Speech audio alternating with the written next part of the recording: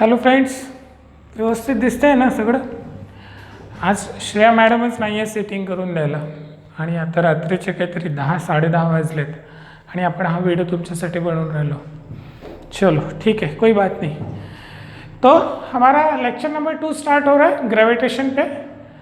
आज हम ग्रेविटेशन ये चैप्टर के हमने ग्रॅव्हिटेशनल फोर्स पढ़ा था. आपण आतापर्यंत काय शिकलो माहिती आहे का की हा एक m1 मास आहे आणि हा m2 मास आहे. या m1 m2 मास मधलं डिस्टन्स आपण r ने दाखवून राहिलेलं आहे. मान के चलो r it is a distance between this two masses. तो according to Newton's law of gravitation ये दो मास के बीच में हमेशा एक फोर्स होता है which is equals to g m1 m2 upon r square. हा फोर्स या दोन मासेसच्या मधात असतो. या फोर्सला आम्ही ग्रॅव्हिटेशनल फोर्स असं म्हणतो, राईट. आज आपण ना या ग्रॅव्हिटेशनल फोर्सच्या प्रॉपर्टीज बद्दल बोलतोय. What are the properties of the gravitational force. Important properties आहे म्हणजे फोर्स बद्दल आणखीन आपल्या आयडियाज क्लिअर होतील. कारण की मी एक प्रश्न मागच्या लेक्चरमध्ये सोडून गेलो होतो की जर या दोन मासेसमध्ये फोर्स ऑफ अट्रॅक्शन असेल, हा फोर्स ऑफ अट्रॅक्शन या दोन मासेसमध्ये असेल 1 2 2 1, तर हे दोन्ही मासेस एकमेकाला चिटकून जायला पाहिजेत. तर का चिटकत नाहीत या प्रश्नाचं उत्तर आपल्याला या लेक्चरमध्ये मिळणार आहे, राईट. तर आपण एक एक प्रॉपर्टीकडे बघूया. आता आजचा टॉपिक आहे प्रॉपर्टीज ऑफ ग्रॅव्हिटेशनल फोर्स. सगळ्यात पहिली property, it is always attractive in nature. Gravitational force या नेचरमधला फक्त अट्रॅक्टिव्ह फोर्स आहे. आपल्याला इलेक्ट्रोस्टॅटिस्टिक फोर्स बघायचा आहे, मॅग्नेटिक फोर्स बघायचा आहे. इलेक्ट्रोस्टॅटिस्टिक दोन चार्जेसमध्ये फोर्स असतो. मग चार्ज, एक पॉझिटिव्ह चार्ज आणि एक negative charge. Positive negative charge एकमेकाच्या जवळ आले तर ग्रॅव्हिटेशनल इलेक्ट्रोस्टॅटिस्टिक फोर्स हा अट्रॅक्टिव्ह राहतो आणि पॉझिटिव्ह चार्ज जर एकमेकाच्या जवळ आले तर इलेक्ट्रोस्टॅटिस्टिक फोर्स हा रिपल्सिव्ह राहतो. म्हणजे सांगायचं तात्पर्य एवढं की इलेक्ट्रोस्टॅटिस्टिक फोर्स हा अट्रॅक्टिव्ह किंवा रिपल्सिव्ह दोन्ही पण असतो. मात्र ग्रॅव्हिटेशनल फोर्स हा फक्त आणि फक्त कसा असतो? अट्रॅक्टिव्ह फोर्स राहतो. कसा राहतो? अट्रॅक्टिव्ह फोर्स राहतो. Gravitational force it is a attractive force. Okay, पहिली property. Second, it is independent of the medium between the two particle. म्हणजे m1 मास आणि m2 मास मधलं हे जे मीडियम आहे याला आता थोडं पुढच्या लेक्चरला तुम्हाला येईल, याला एअर मीडियम म्हणतात. काहीच नाही म्हणजे तिथं एअर आहे किंवा डेंजर मीडियम आहे. तर कोणतंही मीडियम असू द्या, एअर मीडियम असो अथवा डेंजर मीडियम असो, हा gravitational force does not depend upon the medium between any two masses. दो मास के बीच का कोई भी मीडियम रहो, ये ग्रेविटेशनल फोर्स उस पर डिपेंड नहीं होता है. So it does not depend upon the medium between the two masses. It does not depend upon the medium between the two masses. It does not depend upon the medium between the two masses. Second property हमने देखी. Third, it's a long range force. भाई मेरे हाथ में magnet है, ये मान के चलो मैग्नेट है, ये नॉर्थ पोल है, ये साउथ पोल का मैग्नेट है और ये मैग्नेटिक डिस्टेंस है. आई छिटक गए तो अब ये मैंने यहाँ रखा मैग्नेट और ये यहाँ रखा, क्या ये दो मैग्नेट में अट्रैक्शन होगा? सर बिल्कुल नहीं होगा. क्यों नहीं होगा? ये डिस्टेंस ज़्यादा हो गया है सर. तो मैग्नेटिक फोर्स या इलेक्ट्रोस्टैटिस्टिक फोर्स शॉर्ट रेंज के होते हैं, लेकिन ग्रेविटेशनल फोर्स लॉन्ग रेंज का होता है. It's a very long range force. पहिली काय बघितली बे? It is attractive force. Repulsive नाही. Does not depend upon the medium. It is a long range force. चलो चौथा point, it act along the line joining between the two centre of the masses. Okay, आता काय झालं माहिती आहे का?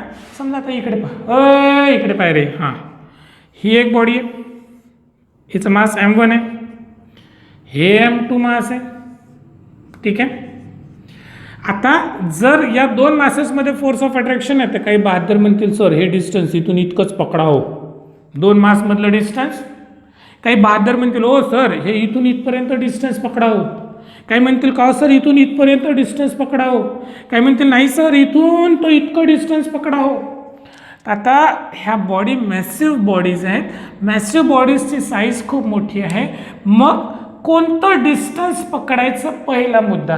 का डिस्टन्सला महत्त्व आहे? कारण की force is inversely proportional to R square. Force डिस्टन्सला इन्व्हर्सली प्रोपोर्शनल आहे. डिस्टन्स जर वाढलं तर फोर्स कमी होणार, डिस्टन्स कमी झालं तर फोर्स जास्त होणार. मग ह्या दोन मॅसिव्ह बॉडीज असतील तर या दोन मॅसिव्ह बॉडीजमधलं डिस्टन्स काय पकडायचं? तर अशा परिस्थितीमध्ये दोन मास जर असतील, हा तुमचा m1 मास आहे, हा तुमचा m2 मास आहे. m1 मासचं सेंटर ऑफ मास काढा, m2 मासचं सेंटर ऑफ मास काढा, एक स्ट्रेट इमेजनरी लाईन जॉईन करा आणि आपला जो ग्रॅव्हिटेशनल फोर्स आहे it act along a straight line joining between the two centre of the bodies. Right? म्हणजे हा फोर्स असा ॲक्ट होत नाही किंवा असा ॲक्ट होत नाही. It act along the centre of the bodies joining between the two bodies. आलं लक्षात? म्हणजे पहिली property it is attractive in nature. दुसरी property does not depend upon the medium. तिसरी प्रॉपर्टी लॉन्ग रेंज का फोर्स है. चौथी property act along a straight line joining between the two bodies. चला good. It is a weakest force. भाई ये बहुत weakest force है. मतलब मैग्नेटिक फोर्स थोड़ा स्ट्रांग होता है, इंट्रामोलिकुलर फोर्स बहुत स्ट्रांग होता है, इलेक्ट्रोस्टैटिस्टिक फोर्स भी स्ट्रांग है, लेकिन नेचर का सबसे weakest force is gravitational force. अच्छा, हमारे पास दो फोर्सेस के बारे में पढ़ना है, आगे चल के आपको आने वाला है. एक रहेगा ग्रेविटेशनल फोर्स और एक रहेगा इलेक्ट्रोस्टैटिस्टिक फोर्स. तो अगर इन दोनों का हमें रेशो लेना पड़ेगा, gravitational force upon electrostatistic force, तो इसका रेशो का आंसर आएगा 10⁻⁻43. ये कैसे आएगा हम इस पे एमसीक्यूज करने वाले. फिलहाल आप इतना याद रखो कि ratio of gravitational force to electrostatic force is 10⁻⁻43. आता मेन प्रश्न की दोन बॉडीज एकमेकाला चिटकत नाही. It is action reaction force. काय काय काय काय काय it is a action reaction force. म्हणजे काय झालं माहिती आहे का, ही m1 body m2 बॉडीवरती F12 force exert करते आणि ही m2 बॉडी या m1 बॉडीवरती F21 फोर्स एक्सर्ट करते. मतलब ये बॉडी को ये वाले फोर्स से अपनी तरफ खींच रही है, ये बॉडी ये वाली बॉडी को अपनी तरफ ये वाले फोर्स से खींच रही है, और ये दोनों भी forces equal in magnitude but opposite in direction है. इसीलिए दोनों भी बॉडीज अपनी जगह पे हैं. चमकलं का? नाही चमकलं? पुन्हा एक लक्षात घ्या. अबे झालं काय माहिती आहे का, हा मास आणि हे दोन मासेस आहे. हा मास काय करून राहिला, या मासला स्वतःकडे ओढून राहिलो, आणि हा m2 मास m1 ला स्वतःकडे ओढून राहिलो. मग धड m2 m1च्या जवळ जाऊन नाही राहिलं आणि m1 ही m2च्या जवळ जाऊन नाही राहिलं. दोघंही जाग्यावरच आहे. म्हणजे F12 is equals to F21 vector फॉर्ममध्ये F12 is equals to minus F21, आणि याचं जर मॅग्निट्यूड घेतलं तर हा फोर्स इज इक्वल्स टू हा force which is equal in magnitude but opposite in direction. म्हणून सगळे मासेस आपापल्या जागेवर आहे. मग विचार करा, समजा याला थोडा उलटा विचार करा रे पोरं तुम्ही. समजा ग्रॅव्हिटेशनल फोर्स नाही आहे, न्यूटन साहेबांनी ग्रॅव्हिटेशनल फोर्स सांगितलं नाही, नाहीच नाही ग्रॅव्हिटेशनल फोर्स, काय होईल? ग्रॅव्हिटेशनल फोर्स नाही आहे तर मग हे दोन बॉडीज एकमेकाच्या जवळ का थांबल्यात? सगळ्या वस्तू आपापल्या ठिकाणावरती का आहे हा प्रश्न पडला ना. अरे तुमच्या घरातल्या सगळ्या वस्तू ठिकाणावरच आहेत ना, मग त्या का आहेत? कारण की त्यांच्यामध्ये ग्रॅव्हिटेशनल फोर्स आहे. आणि मग त्या चिटकून काऊन नाही राहिला? कारण की सगळ्या बॉडीज मधला जो काही ग्रॅव्हिटेशनल फोर्स असतो तो equal in magnitude but opposite in direction असतो. म्हणून all the objects are at their own places unless and until you do not exert force on them. So या मला last property it is action reaction force F12 is equals to minus F21. चमकला. काय बघितलं? Properties of gravitational force. Attractive does not depend upon the mass. Long range force act along a straight line. Weakest force 10 minus 43 or action reaction F12 is equals to minus F21. Okay, अब हम इसका vector form देखेंगे. Okay, चलो मैं इसको पहले clean करता हूँ.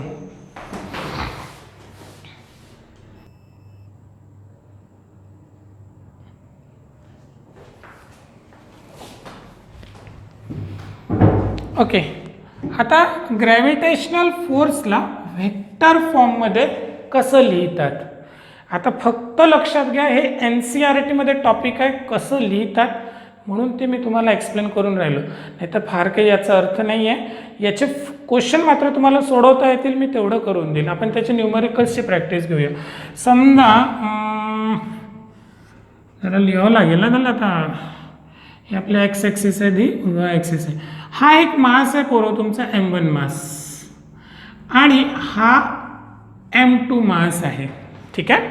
आता या मासला मी कुठून तरी बघून राहिलो तर सर याचं मग हे R1 माझं पोझिशन वेक्टर आहे आणि M2चं पोझिशन वेक्टर R2. आता दुरून जर याला बघितलं ना, हे पोझिशन वेक्टर राहिलं, याला शो करायचं असेल, M1 मासला शो करायचं असेल, the vector which shows the position of the particle it is called as position vector. मग M1 मासचं पोझिशन वेक्टर R1, M2 मासचं पोझिशन वेक्टर R2 आहे. ओके, हा ओरिजिन पॉईंट कन्सिडर करा. आता आपलं नॉलेज काय सांगते रे पोरो, या दोघांमध्ये नेहमी ग्रॅव्हिटेशनल फोर्स ऑफ अट्रॅक्शन असतो. म्हणजे हा M1 मास इकडे एक फोर्स ऑफ अट्रॅक्शन एक्झर्ट करून राहिला F12 आणि M2 मास या डायरेक्शनमध्ये force of gravitational force exert करून राहिला वरच्या डायरेक्शनमध्ये.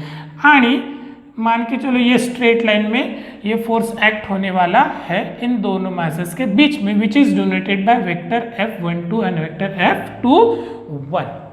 ठीक है, this is the direction and resultant vector. ये दोनों वेक्टर का it is a resultant vector.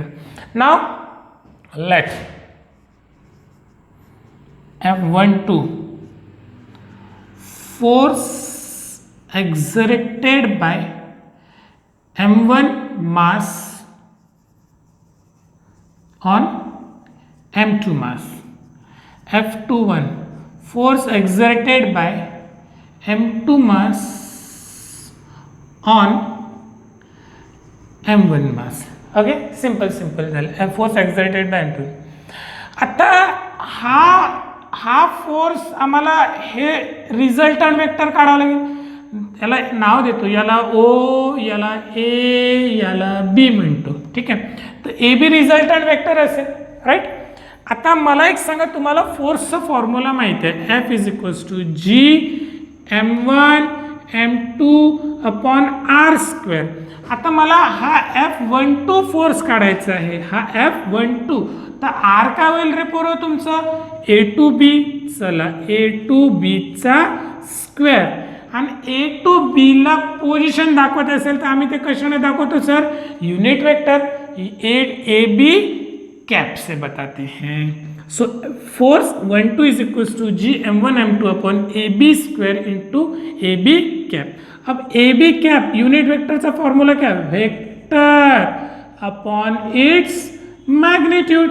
चलो डाल दो, F12 is equals to G M1 M2 upon unit vector क्या है बाबा, vector AB upon its magnitude of vector AB into AB का स्क्वायर.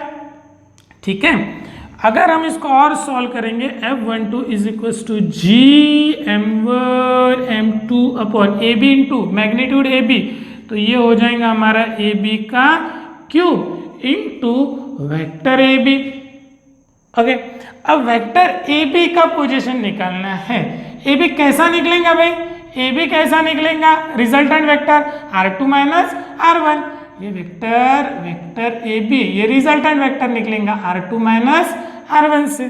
तो क्या लिखो अब इसको जल्दी से बोलो, 1 2 is equal to G M1 M2 upon R2 minus R1 इसका मैग्नीट्यूड का cube into R2 minus R1। ये हो गया vector form of gravitational force.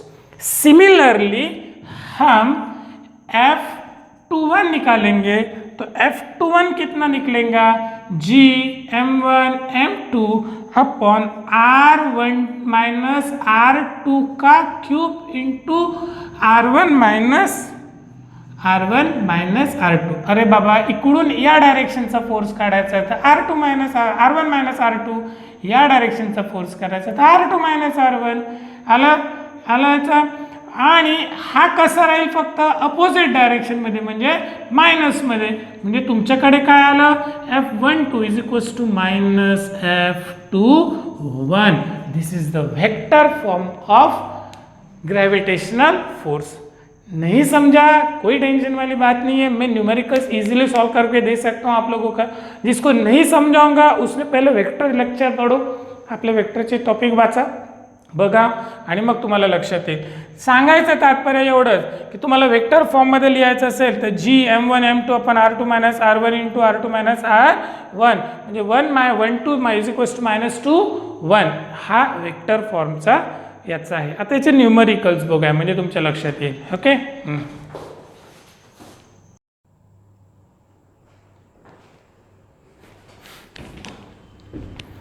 So यहाँ हम लोग एक नया न्यूमेरिकल करने जा रहे हैं। 2 न्यूमेरिकल्स करते हैं हम लोग इसके ओनली, और ये 2 न्यूमेरिकल्स होने के बाद आपको थोड़े से आइडियाज़ आपके क्लियर हो जाएंगे।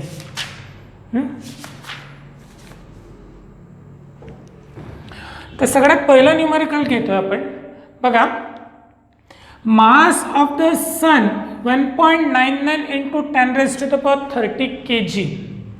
सन का मास है 1.99 1030 kg। Mass of earth 5.98 1024 kg। Sun और मास के बीच का distance 1.5 1011 metre. What is the force between, इन दोनों के बीच का फोर्स कितना होगा। ठीक है, क्वेश्चन पूछा गया। इस क्वेश्चन को सॉल्व करते वक्त इसका आंसर निकलने वाला है वो भी स्टैंडर्ड आंसर रहेगा, क्योंकि ये ना तो अर्थ का मास चेंज होगा ना सन का मास चेंज होगा ना इन दोनों के बीच का डिस्टेंस कभी चेंज होगा, तो मिलने वाला आंसर भी हमेशा कांस्टेंट रहेगा। लेकिन हमें जब जब ज़रूरत पड़ती है कैलकुलेशन करने के लिए आप इसको 2 इंटू 1030 kg कैलकुलेशन में ले सकते हो। इसको 5.98 को आप लोग 6 इंटू 1024 kg ये कैलकुलेशन में ले सकते हो। इसको एज इट इज रख देना। तो what is the formula for the force, F is equals to G M1 M2 upon R square. मतलब G हमारे पास G की वैल्यू कितनी है 6.67 into 10 raise to the power minus 11। M1 mass बोले तो सन का मास कितना 2 इंटू 1030 kg। M2 मास बोले तो अर्थ 6 into 1024 kg divided by 1.5 into 1011 का square. When you solve this 6 to the 12, 6.67 into 12 24 30 कितना हो गया 3 2 5 54 10 माइनस 11 10 54 15 का 620 15 का स्क्वायर 1.15 का स्क्वायर कितना होता, जल्दी से बोलो ना यार। ओके जो कुछ भी होगा 15 का स्क्वायर 1.5 1.5 5 5 जा 25 5 1 जा 5 6 7 5 1 जा 5 1 5 7 8 9 10 11 12 225 so 2.25 10 22। When you solve this you will get the answer 3 point into 10 मेरे ख्याल से 10 पावर आएगा इसका 22 न्यूटन। 3.5 इंटू 10 22 न्यूटन का फोर्स ये दोनों के बीच में होता है जो कांस्टेंट है। ओके ये सिंपल एग्जाम्पल है जो मैं करने वाला नहीं हूँ। M1 90, M2 90, distance 40 centimetre, force निकालना है। इसको 40 इंटू 10 - 2 मीटर बना दो। इसका फोर्स निकाल के आप ग्रुप पे सेंड कर दो। एक ही सिंपल क्वेश्चन हमने आपको दिया है। ओके गाइस, अब इसके अच्छे न्यूमेरिकल नेक्स्ट लेक्चर में हम लेंगे।